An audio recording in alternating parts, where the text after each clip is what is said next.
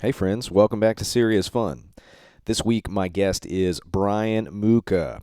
I met Brian at PaleoFx in 2019 and we hit it off immediately. We've had the chance to connect a few times in person ever since, and I am super grateful to call him a friend. I love his willingness to go deeply into subjects. I love his passion for life and for living. I love how much he cares about others' well-being. Brian is a finance coach. He's also a Wim Hof master instructor. And if you don't know who Wim Hof is, you need to get on that game immediately. Brian is a fantastic breath coach and has taken me on quite a few journeys with the power of oxygen. He's also a published author with his book called Your Secret Superpower, Tame Fear to Thrive. In our conversation, we get into how to design your dream life, common traps for personal development, creating your world with your words, and playing to win. This conversation is super fast-paced, so strap in and get ready for the ride. I'm happy to share it with you. Enjoy this week's Serious.Fun conversation with Brian Muka.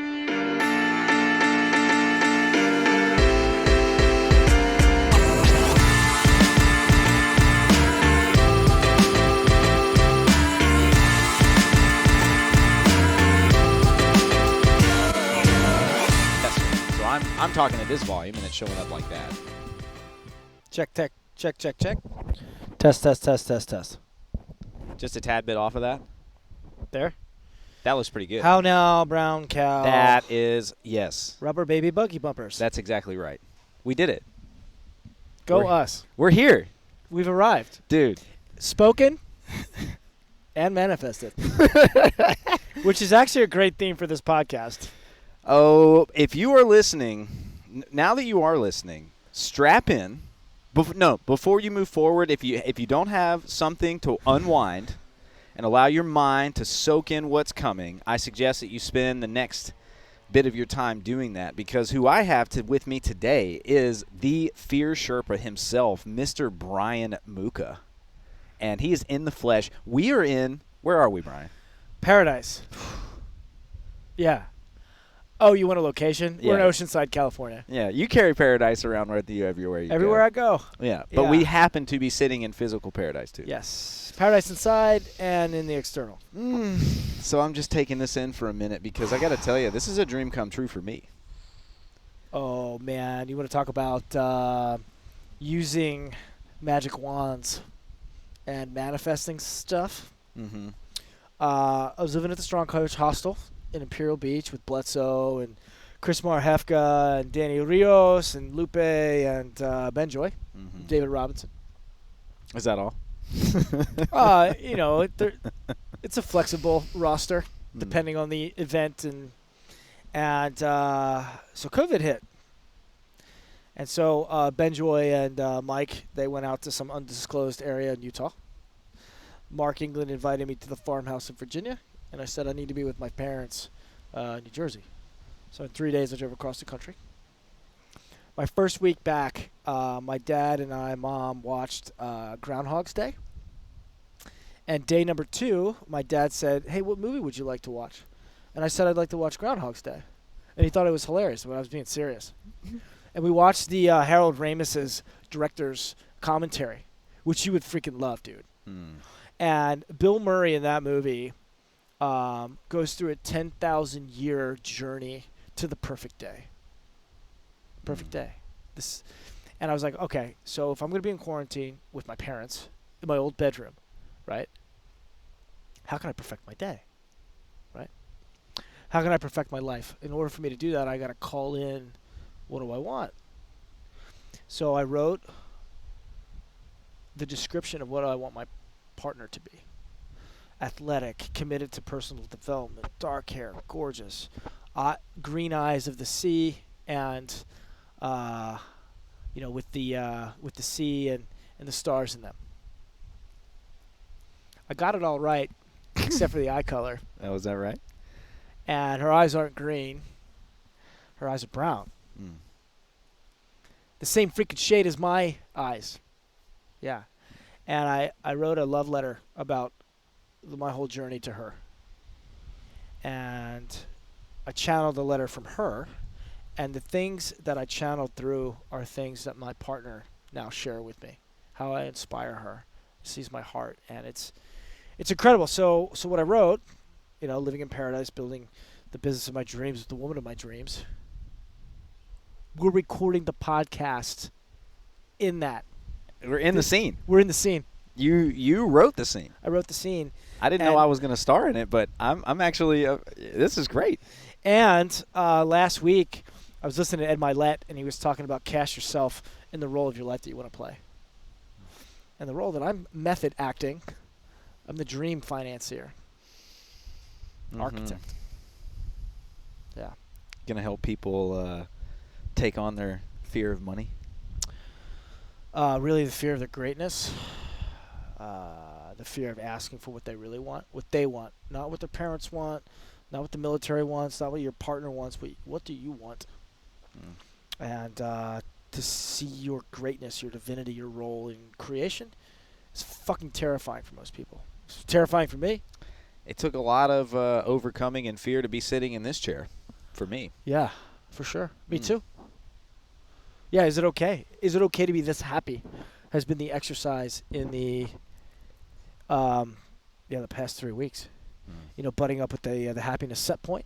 Do I deserve this? What if it goes away? Right? And then allowing myself to be freaking excited.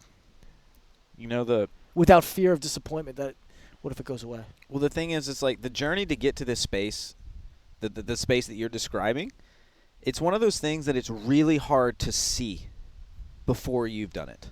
I just talked about this with my friend Azima the other day. It's hard to see before you've done it, but once you've seen it, you can't unsee it. Once you've written down your perfect day and lived it, you can't unsee that. You can't undo that.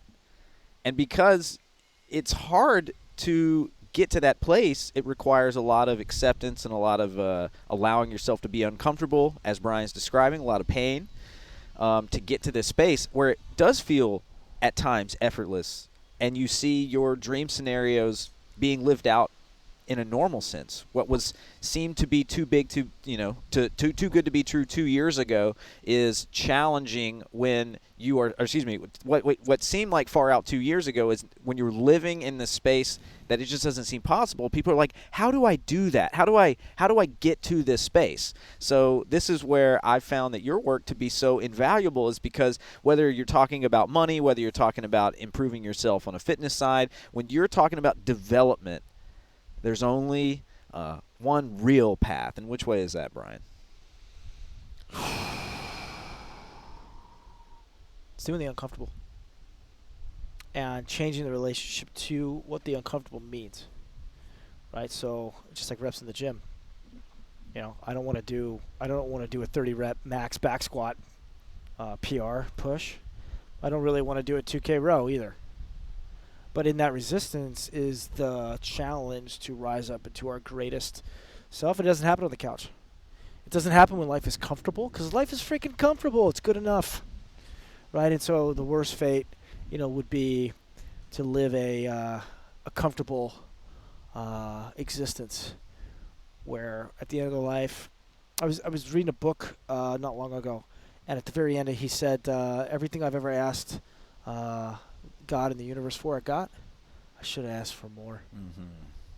And as we were talking, I wrote down Roy Disney and brother of Walt Disney.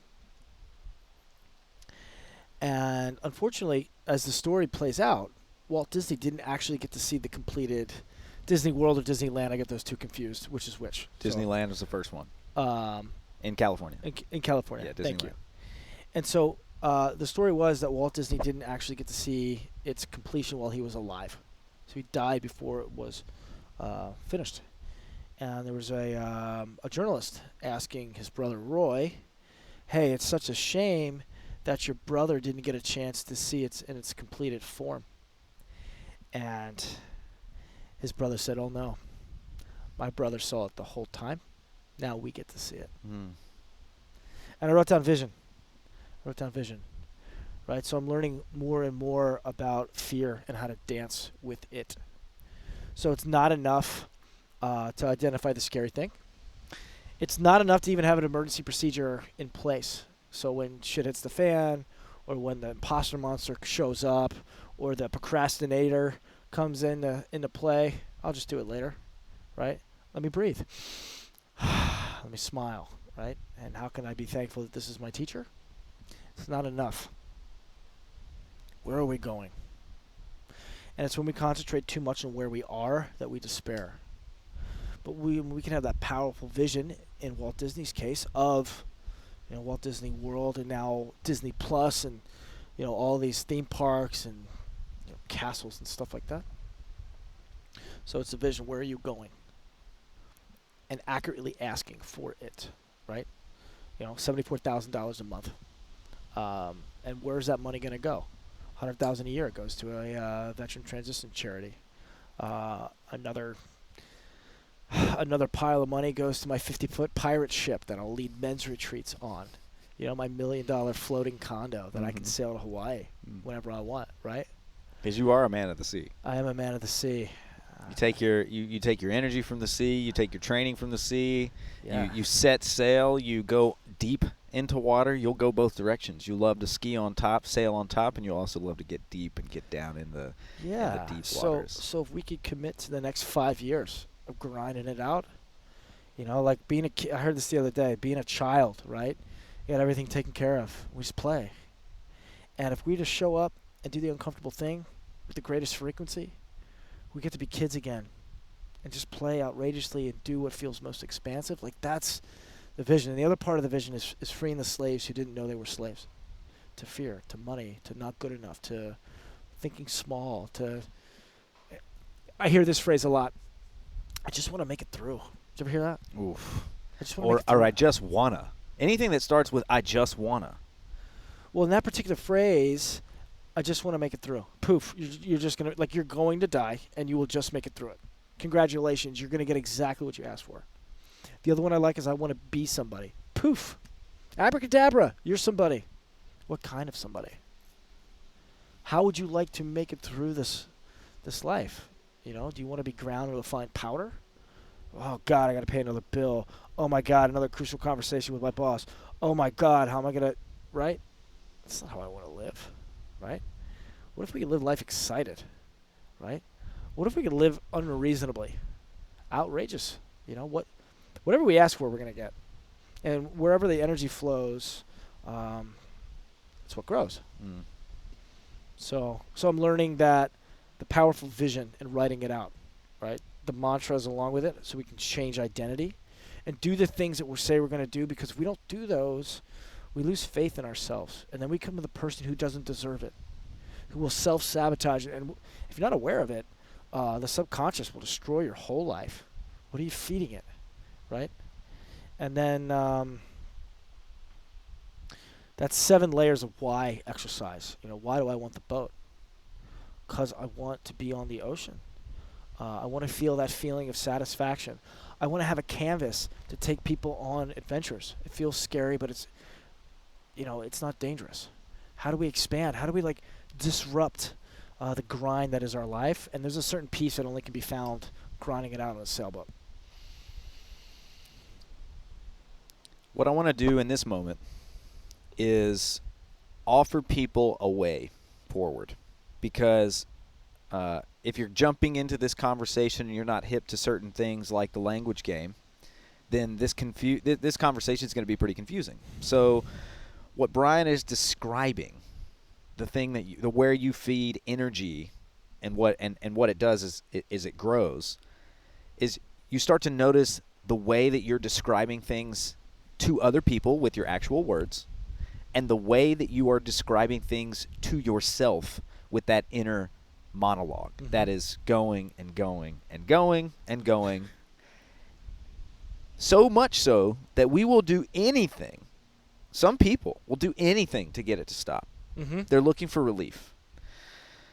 So before relief comes quite amount of discomfort, quite a bit. So what we're going to do in this moment is we're going to guide people along a technical path, right? Something that they can follow, something that they can take home as a practice. So here's what I'm going to invite us to do in this moment. The first thing is we're going to talk about the ways that we describe things to other people.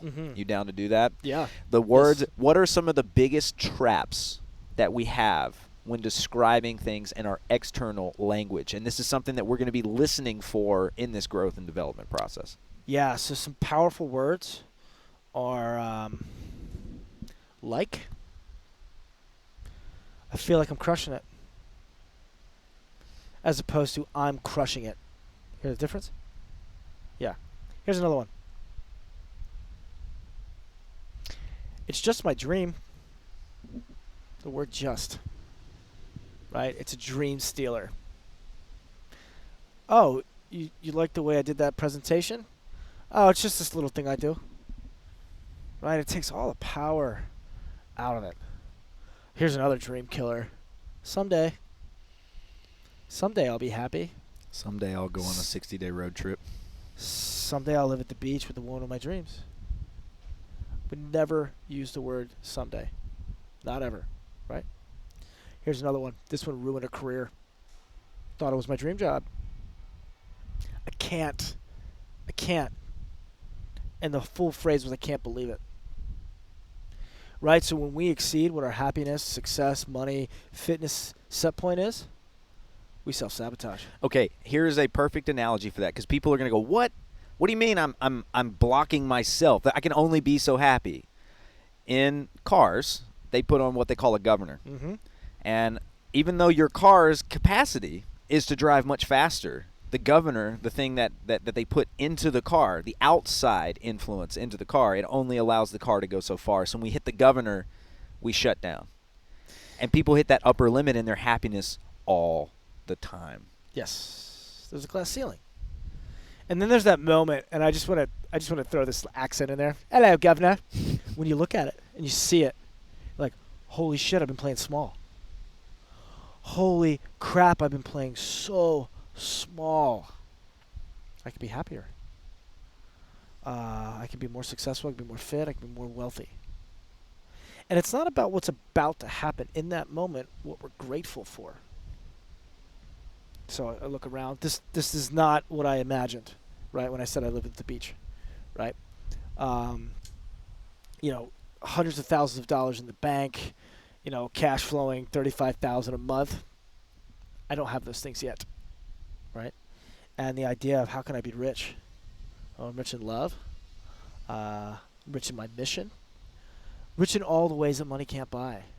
And of course the money's going to follow, taking the time to be grateful for this. So the $1 million question, $1 billion question, how do we change the set point? Right? Well, language is one of those things. Yeah. Allowing ourselves to that's another one,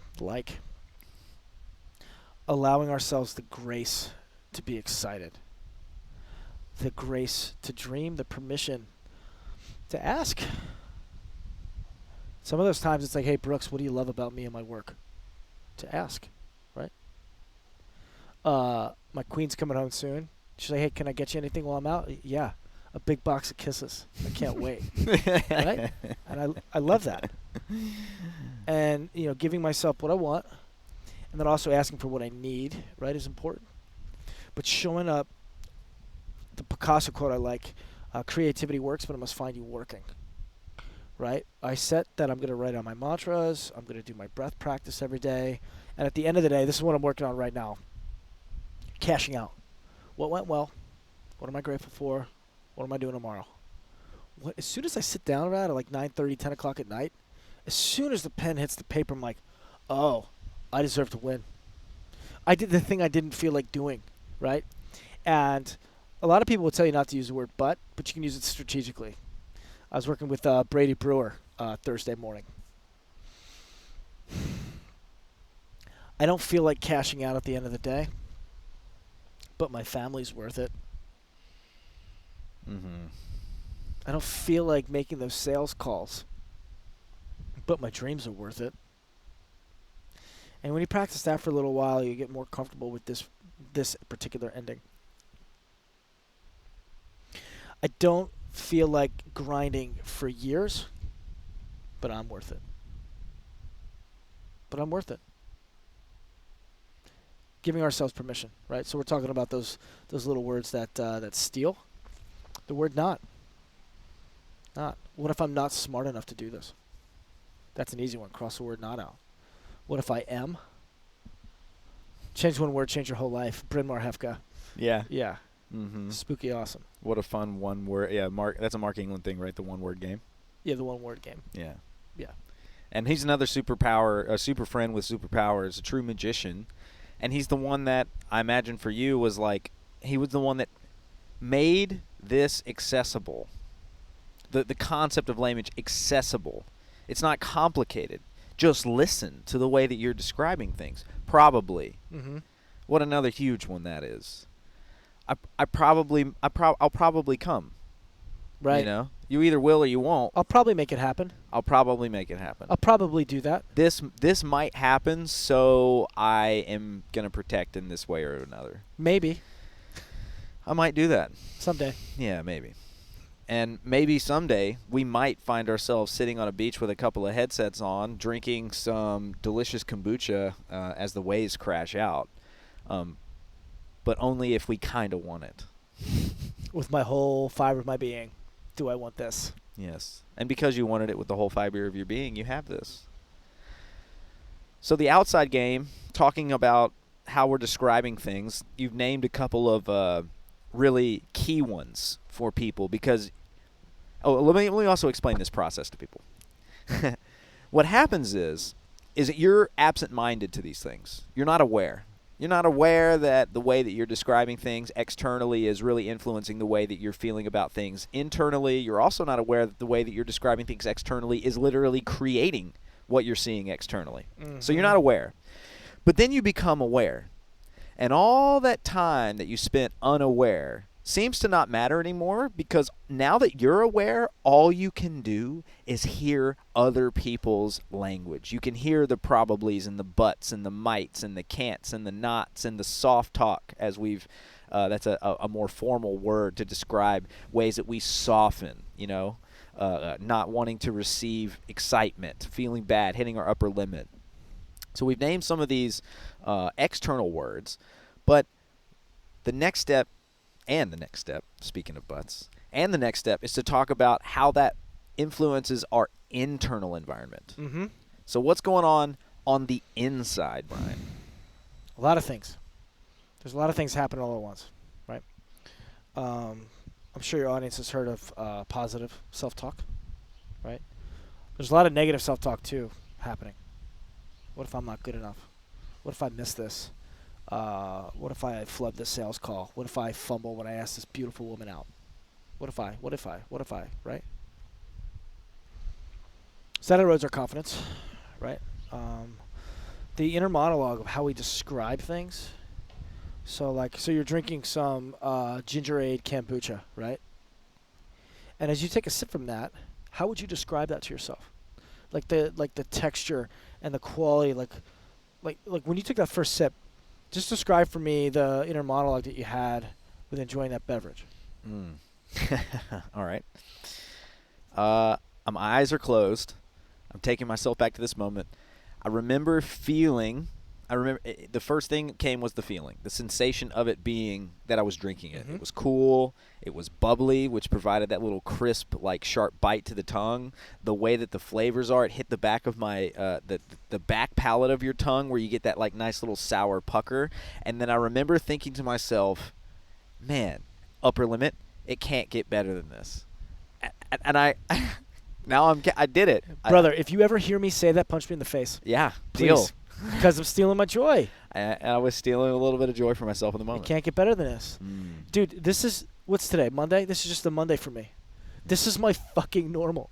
Yeah. And I'm saying that as I'm watching my wife walk back from the beach. Life can get better than this and is getting better every moment. This or better. This or better. Yeah. Yep. So I had you describe that because if you're listening to this and you're a coffee connoisseur, coffee's good. This coffee's good. As opposed to, wow, this coffee is delicious, delectable, delightful, right? Like those adjectives matter. Creamy. It's yes. Yeah. I love the texture. Warming. The earthy. And I love what you did about describing the whole experience of your relationship to that booch, that's meditation. Drinking and eating meditation is a great way if you're trying to develop a mindfulness practice. Just be with the food that you're eating. It'll change your health, right? Especially if you say like a little prayer over it. And you know, if you're religious, great. If you're not, great. What I mean is gratitude. You know, may this food nourish my body. Let me appreciate the farmer and the cow and, you know, how this got to me, right? You know, may it serve our mission. It'll change your experience, right? But the point I'm getting at is the words we use, they don't describe the world that we live in. They create it. They create it. Choose carefully. Well, if someone now is starting to see this, they go, oh, wow, okay, I'm noticing how my language is showing up on the outside. I'm hearing myself for the first time describe these things, and I'm ready to make a change.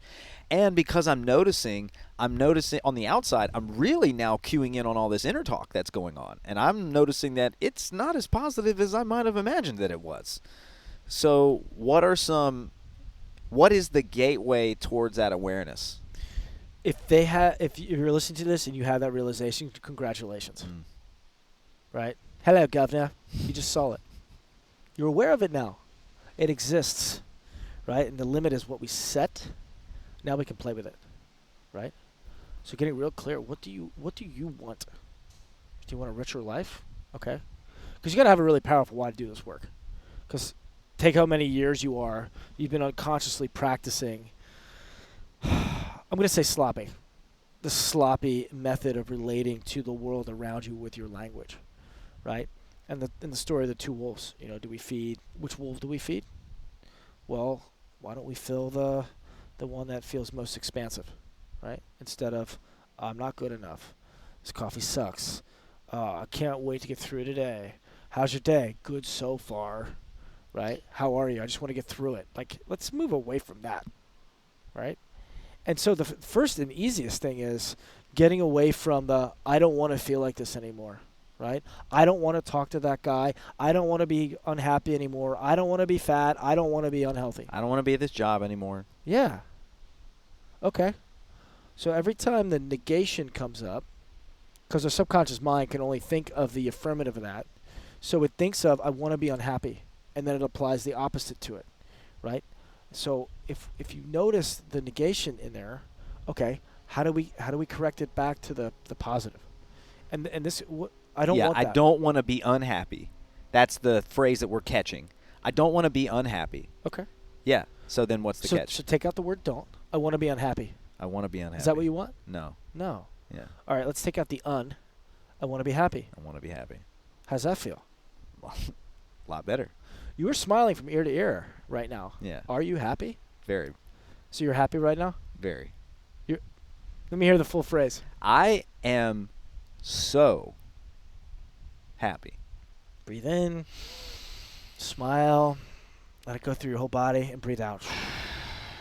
So think of the thing that you really want, right? If you find yourself, I don't want to be sick and tired anymore. Okay. I do want to be sick and tired. No. All right, what's the opposite of sick and tired? I want to feel vigorous. I want to feel amazing. Yeah. With energy or invigorated. I feel amazing and I'm invigorated. So breathe that in, smile, feel it, spend time in it. This is the Walt Disney vision.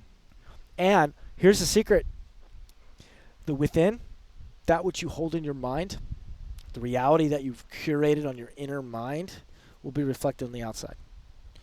It's what Arnold did when he was competing. He would see himself already as the perfected thing, as the finished thing, and he knew that every rep was a rep closer. He saw it in his mind first, and then that vision sucked him along the path, and it was a joy to do the repetitions. There are so many cases of this in a practical sense for people to follow along with that this what seems like it's esoteric in this moment is really not. And a great example is Steve Prefontaine, right? The first guy to run a 4-minute mile. Before that, it was believed that it couldn't happen. No human can run a mile in under 4 minutes, right? But Prefontaine, he imagined that he could, and he said, "I'm going to do this," and he has no preconceived notion for what it looks like other than what's in his third mind, and then he does it, right? And then everybody else, all of a sudden, can break 4-minute miles. There's something like 54 or 56 people in the next year that broke the mile after that. Right? Yeah, right. Whereas never before in human history had it been recorded that somebody has done this. It was thought to be impossible because nobody could envision it, and the man who could did it. Mm-hmm. And because it had been done, people had a vision to step into. And one thing I want to make clear. I want to make one correction. Do it. Steve Fontaine was not actually the first person to run the mile. Tell me about it. It was Roger Bannister. Roger Bannister was the first sub 4-minute miler. Thank you. And I love this story, and I love that this came up, right? Because it gets into exactly what we're talking about right now. As we talk about this language game, and as you curate your inner language, you're your inner coach. You're the coach that's with you all the time, giving yourself feedback on how did I do, right? Okay, I could have done that a little bit better. So kind and assertive and loving what is as we strive for what could be, like those two paradoxes at the same time. But check this out. So the Roger Bannister story is amazing. It's for any of the coaches listening to this. It was his coach who knew that he was going to break the 4-minute mile. Like, done deal. Look at the graph. He knew 4 years out. Look at your split times, right? And these lap times, I mean, you're probably going to be 2 seconds under. You're not just going to shatter the 4-minute. You're going to blow right through that thing. And I want to share with you the meeting that Steve Jobs had with Corning Glass, right? So we sort of take for granted now the iPhone. That iPhone gives you more access to information, right, than Bill Clinton had, in the ready room. You have it in your pocket. Choose wisely, right? That whole project would not have worked without Corning Glass. They're the only glass manufacturer in the world that could handle the quality that Steve Jobs needed for this interface to be perfect. And if you're thinking it's just glass, right, the reason the Germans had such an advantage in math and science, they perfected glass. For telescopes and for microscopes, glass matters. The details matter, right? So in that meeting with Corning, he goes, listen, this is my vision. What we're going to do, we're going to put the computer, the email, the music, the phone in people's pockets. And Corning Glass said, we can't handle the orders. And Steve Jobs just said, listen, get your mind wrapped around it. It's happening. Get your mind around it. It's happening. Dude, that's a truth. You're already in it. Let's go. We call them visionaries. That's the word that we would apply to someone like Steve Jobs or to someone like Roger Bannister's coach. They envision a future where things are possible that don't seem possible in the moment. Mm-hmm. And because one of my favorite things to do just to mess with people is I ask them a silly question, which is how big is the universe? Right? And you go, and I go, it's as big as we can imagine it to be. At one time, we could only imagine the universe being so big. We could only imagine us being the center and everything being flat. Like that's all that humanity was prepared to imagine. And then a visionary comes along that envisions something else. They see something that others can't. And because they see what others can't, they then allow access to this new vision. And then other people start stepping into this vision. They go, this isn't what this isn't what I thought it was. I never even thought that the thing that we're on might be going around something else. Because everything seems like it's pretty still here. I never thought about that. I never envisioned that. But because they did that, we were able to step into that. And so much of this process is allowing yourself to envision something that isn't maybe available to you right now, but it feels expansive. And by expansive, I mean it feels like a stretch. If it doesn't feel like a stretch, then you're not expanding. And of course, when you stretch, just like a snake being pulled through its old skin, you feel the stretch, the tightening, everything's trying to go. It's so tight, it's so tense. And at that moment of peak tension, at that moment where you're sure you can't take any more, and you relax into it, boom, you pop out the other side. I was just having this conversation with my dad. My brother has a bunch of trophies from high school. And my dad's like, hey, what do you want to do with these trophies? And he goes, put them on the curb. And my dad's like, okay, I held a video camera. We did he was the starting center. He was in the band. He was, the leads in the plays and everything. And, he's like, Patrick, hold on a second. Like, I'm kind of wrapped up in these. Like, this is as much. I mean, you did the work, but like I helped you with the strategy, and I showed up, and like, you sure you want to throw that all away? Because I only got one trophy. I was a scholar athlete, of course, in high school. And all I did was run laps around the track, and I studied algebra. Patrick, you figured out a way to be the starting center and also perform in the marching band at the same game. You told you couldn't do that. You don't want that trophy? He goes, nope. I was like, Dad, you got to understand that in order to get something new, to become something new, and the joke in our family, he's a priest, Pope or bust, right? Pope or that's my joke, right? My brother is so incredibly humble, and it's totally tongue-in-cheek, right? Because he couldn't care any less about that, right? And it's just the answer to the question. We're like, hey, what do you want to do with your career as a priest? Oh, I want to be Pope.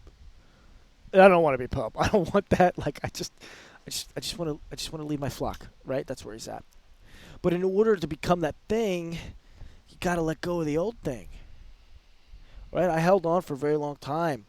I was a platoon commander in a special operations command, and that was my dream, right? What I thought to be my dream life, but it wasn't my dream. I watched. It was my boy dream to be James Bond. It certainly wasn't the expectation of my father. He wanted me to like push buttons on a surfer ship, right? But it's like, I want to be cool. Right? I want to be cool enough that like, yeah, I'm a bomb technician. I jump out of airplanes. Like, it was my identity. Serving my country. There's a lot of reasons, but like, in order for me to excel in what I'm doing now, my first line can't be, I used to be a special operations officer. Nobody cares. I thought that I needed that in order to be like credible. I used to be a badass. I said that in a meeting once. I used to be a superhero. And this guy, PJ Gallagher, they run an organization called the Cameron Gallagher Foundation. And they help teenagers with mental health issues. And I felt compelled to share that because, survivor's remorse, PTSD, coming back from combat, heartbreak, losing my role as platoon commander and working with the Rangers and my team of 8 guys. He just shared that what you're doing now is even more of what a superhero does. Doing the dirty work, talking about the stuff that people don't want to talk about. But I had to let go of that identity in order to move forward, And I love what Mark England talks about, like, we're a verb. We're changing if we choose to. You can stay stagnant if you want, right? The comfortable, right? But every single day that we're not growing, we're actually dying because everything else around you is evolving. And we need to keep evolving or we will go extinct. And it isn't laying on the couch feeling comfortable that growth happens, right? It's not that way in the gym. It's only in the discomfort, stressing the muscles, stressing the cardiovascular system, and resting, right? The integration part of it. You can't just go out and slam all the time. You'll burn out. Press, reload. Press, reload. It's even that way in shooting. My M4 I had 30 rounds. You know what happens on the 31st click? I'm dead. I'm a dead man's gun. So practicing the reload. And what I mean here is the self-care, the meditation, the sleep, the play, the good sex, the great food, the art, the music, time with, people you love, right? Gotta have it. And kindness. Part of the reload is kindness. As you go out and dare and fall on your face sometimes. Holy shit, I fell on my face. I heard no. I got it. Somebody rejected my offer. Because most people stop way before they ever hear the word no. Right? They screen out their clients. They screen out the people that they want to go on dates with. Right? They're like, oh, they'll probably say no. Did they actually say no? No. Go get a no. And can you be courageous enough to risk hearing no so you can say yes to your loved ones? You willing to do that? That's the job. Being comfortable, uncomfortable enough, right? Risking hearing the word no, risking looking stupid or failing, whatever those things are. Because on the other side of all of that, that true satisfaction, that exhilaration, that dream life, right? It's the Rumi quote. That which we're seeking is seeking us. All those things, that exhilaration, satisfaction, unreasonably living, right? They're rooting for us to choose it with our actions. Yeah, I feel uncomfortable, but my dreams are worth it. Now, there's a lot in the word "but" right there, right? There's language work, which we touched on, right? There's breath work. How do I bring under control my physiology? So if I'm a little calmer, I can see more. How do I apply gratitude? How do I ask for what I need? Hey, Brooks, I forgot. Who am I again? You know, in those moments when it feels soul crushing. You know, and there's been times I've called Brooks and asked, hey, man, what do you love about me? What do you love about me? Well, right now in this moment, I love how real you're being, because people need to hear this. It gives people access to be real with themselves, because we can talk about, oh, we got the paradise situation set up, and I'm watching the things flow in the breeze, and my drink is still cool, you know. And the assumption is that those other things are somehow absent, but they're not. I wrestle with it every freaking day, right? Every day in my journal I write memento mori. Remember, you shall die. And that may feel morbid, right? I buried a lot of really good friends. You know, and if this was in the 60s, I think some of these guys would be walking on the moon. Like that quality, gone, right? And so what I know is that every day is numbered. Every breath, every heartbeat. I have a set number of those, right? There's only one time that you and I on September 28th, right, we're going to sit here and have this conversation. One of many conversations that we've had, but this is the first time we're really recording it like this in this place. It's never going to happen again, right? And, we value flowers. Flowers are beautiful. But there's a part of flowers that make them precious because they will wilt. So will we. And at the end of all of it, this is the goal of all of it. When I take my last breath, will I beg for more time? Right? Or will I stare the Grim Reaper in his face and say, it's time. I don't need another breath. I've used mine well. Fuck, dude. I'm ready to cry. I have goosebumps from head to toe. That's the perfect place to stop, man. If you're going to take anything away from this, it's that living the life that you want takes courage. And courage is not the absence of fear. It's the recognition of fear and the choosing to continue on anyway, to be the verb, to be the thing in action, the thing that's growing, the thing that's changing, the thing that's struggling from time to time, the thing that's desperate from time to time, and the thing that's elated and blissful and so appreciative of the moment. And just the awareness that this can cultivate, whether it's through language that we've talked about, whether it's through breath practices, which Brian is a wizard, and they've heard what you do. Yeah, this is your story time. This is where you get to just be the unapologetic you. That's why I didn't ask you to tell the what you do, because they'll have already had that information. But how you show up in the world, you do it by facing fear. You do it by teaching people to face their fear. You do it by focusing on your breath. You do it by teaching people to focus on your breath. You do it by working on your language and journaling. You do it by teaching other people how to focus on their language and journaling. So if anybody's feeling compelled, they need a Sherpa. They need a guide. How can they find you? I'm on Instagram, Fear Sherpa, FearSherpa. Also on LinkedIn, Brian Muka. I'm the only one. Yes, you are. There's an imposter on Facebook. He's Brian Muka, number one. I'm the only one. You're the only one. Yeah. And, yeah. Yeah, and please, I'm expecting you to reach out, because I built all of this for myself. I didn't know that at the time. I built it for you.